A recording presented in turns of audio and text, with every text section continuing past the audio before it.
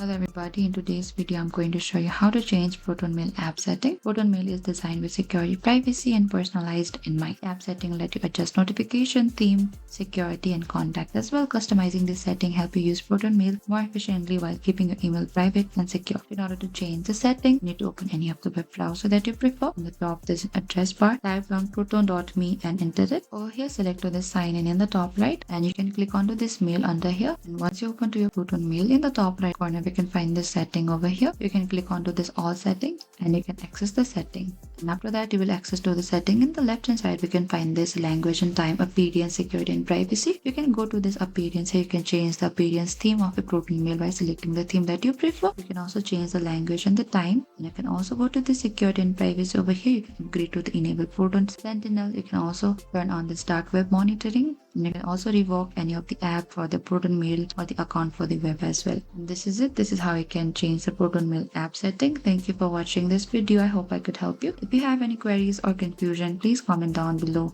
and we will reach out to you very soon.